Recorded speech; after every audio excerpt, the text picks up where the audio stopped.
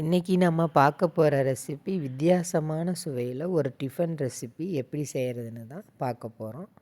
அதுவும் வீட்டில் இருக்கிற கோதுமை மாவை வச்சு எப்படி செய்கிறதுன்னு பார்க்கலாம். இந்த ரெசிபிக்கு சைடிஷ் எதுவுமே தேவையில்லை, அப்படியே சாப்பிட்லாம். ஈஸியாக டேஸ்டியாக சட்டுன்னு செய்யக்கூடிய ரெசிபி. எப்பவும் இட்லி தோசைன்னு செய்யாமல் இந்த மாதிரி ஒரு முறை செஞ்சு கொடுத்து பாருங்கள். வேண்டானே சொல்ல மாட்டாங்க, கேட்டு வாங்கி சாப்பிடுவாங்க. அந்தளவுக்கு ரொம்ப டேஸ்ட்டாக இருக்கும். நம்ம சப்பாத்தியே வெறுமனே செய்யாமல் இந்த மாதிரி மசாலா போட்டு செஞ்சு கொடுத்து பாருங்கள். இந்த ரெசிபி செய்ய தேவையான பொருளை பார்த்துடலாம். கோதுமை மாவு 1/4 கிலோ எடுத்திருக்கேன்.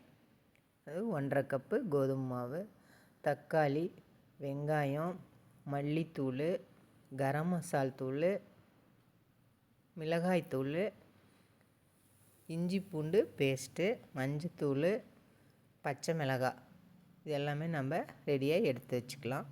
இப்போ அடுத்தது ஸ்டவ்வில் ஒரு கடாய் வச்சுருக்கேன். அதில் 2 ஸ்பூன் எண்ணெய் சேர்த்துக்கலாம். 1/2 டீஸ்பூன் ஜீரகம், 1 ஸ்பூன் இஞ்சி பூண்டு பேஸ்ட்டு. நல்லா இஞ்சி பூண்டு பேஸ்ட்டு நல்லா பச்சை வாசனை போகிற அளவுக்கு வதக்கிக்கலாம்.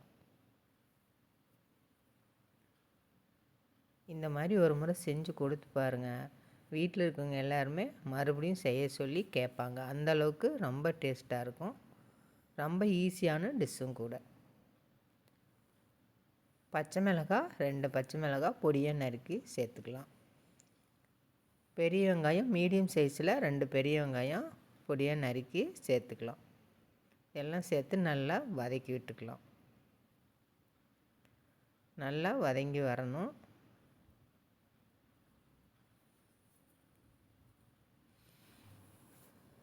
நல்லா வெங்காயம் வதங்கணும். இப்போ இது வெங்காயம் வதங்கிறதுக்காக கொஞ்சமாக உப்பு சேர்த்துக்கலாம். சேர்த்து நல்லா வதக்கி விட்டுக்கலாம். இப்போ ஓரளவுக்கு வெங்காயம் வதங்கி வந்துடுச்சு. அதோட தக்காளி 2 மீடியம் சைஸ் தக்காளியை பொடியாக கட் பண்ணி சேர்த்துக்கலாம்.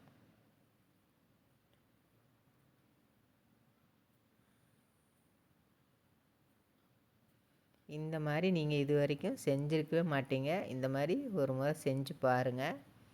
ரொம்ப ஈஸி, சட்டுன்னு செஞ்சு முடிச்சிடலாம். ரொம்ப டேஸ்ட்டாகவும் இருக்கும். தக்காளி நல்லா வதங்கி வரணும். இப்போ நல்லா தக்காளி வதங்கி வந்துருச்சு. நல்லா வதங்கி வந்துருச்சு. இப்போ இதோடு நம்ம மசாலா பொடியெல்லாம் சேர்த்துக்கலாம்.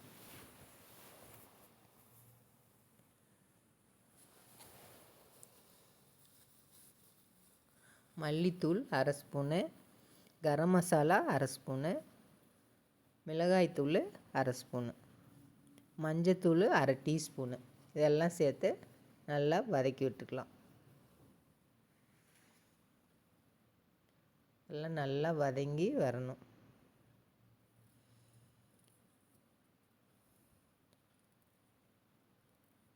இப்போ எல்லாம் நல்லா வதங்கி வந்துருச்சு. இதோட மல்லி இலை சேர்த்துக்கலாம்.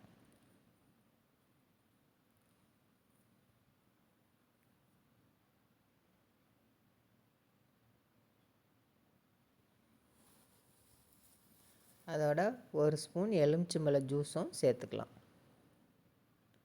சேர்த்து நல்லா கலந்து விட்டுறலாம். நல்ல சுவையாக இருக்கும். இந்த மாதிரி ஒரு முறை கோதுமை மாவு வச்சு சப்பாத்தி மசாலா இதெல்லாம் கலந்து போட்டு சாப்பிட்டு பாருங்கள். அவ்வளோ அருமையாக இருக்கும். வீட்டில் இருக்கிறவங்களுக்கும் செஞ்சு கொடுங்க. நல்லா விரும்பி கேட்டு வாங்கி சாப்பிடுவாங்க. இப்போ மசாலா ரெடி ஆயிடுச்சு. லைட்டாக ஆறினோடனே நம்ம வேறு ஒரு பவுலுக்கு மாற்றிக்கலாம். இப்போ கோதுமை மாவு 1/4 கிலோ எடுத்திருக்கேன். 250 கிராம் 1/4 கிலோ கோதுமை மாவு. அதையும் பவுலில் சேர்த்திட்டு உப்பு ஒரு 1/2 டீஸ்பூன் சேர்த்துக்கலாம். சேர்த்து மல்லி இலை கொஞ்சமாக சேர்த்து நல்லா கலந்து விட்டுறலாம். எடுத்தோடனே தண்ணி சேர்க்க வேண்டாம். இதில் நல்லா கலந்துக்கிட்டு கொஞ்சம் கொஞ்சமாக தண்ணி சேர்த்து நல்லா பிசைஞ்சிக்கலாம். இப்போ நல்லா கலந்து விட்டாச்சு. இப்போ தண்ணி கொஞ்சம் கொஞ்சமாக தெளித்து பிசைஞ்சிக்கலாம்.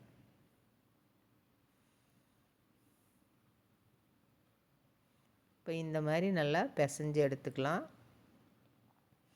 இது மேலே கொஞ்சமாக எண்ணெய் தடவி பிசைஞ்சிக்கலாம். 1 டீஸ்பூன் எண்ணெய் சேர்த்து நல்லா பிசைஞ்சு விட்டுக்கலாம். இது ஊற வைக்கலாம் தேவையில்லை, நம்ம அப்படியே உருண்டை பிடிச்சி சப்பாத்தி தேய்ச்சிக்கலாம். நல்லா சாஃப்டாக வந்திருக்கு பாருங்கள் மாவு. இப்போ இதிலேருந்து உருண்டை எடுத்து நல்லா உருட்டிக்கலாம். மாவு எடுத்து நல்லா உருட்டிட்டு வரமாவு கொஞ்சமாக தூவி நல்லா 2 பக்கமும் வரமாவை தூவி எடுத்துக்கலாம். எடுத்து நல்லா கட்டையை வச்சு தேய்ச்சிக்கலாம் சப்பாத்தி மாதிரி.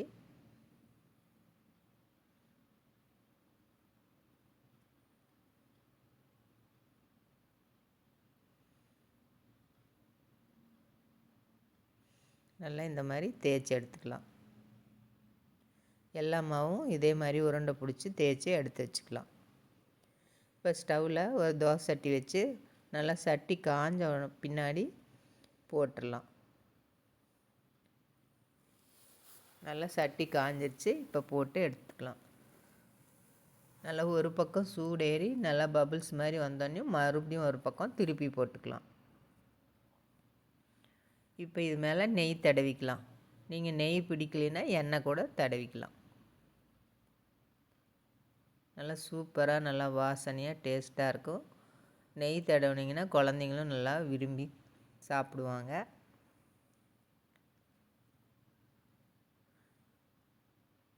நல்லா சாஃப்டாக வெந்து வந்துடும் பாருங்கள். 2 பக்கமும் நம்ம நெய் தடவி விட்டுக்கலாம்.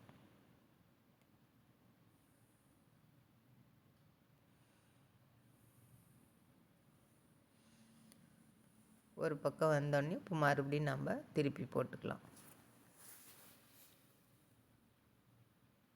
நம்மளுடைய மசாலா சப்பாத்தி ரெடி ஆயிடுச்சு. எல்லா மாவையும் இதே மாதிரி போட்டு எடுத்துக்கலாம். சூப்பராக ரெடியாகி வந்திருக்கு பாருங்கள். நல்ல சாஃப்டாகவும் இருக்கும், சுவையாகவும் இருக்கும்.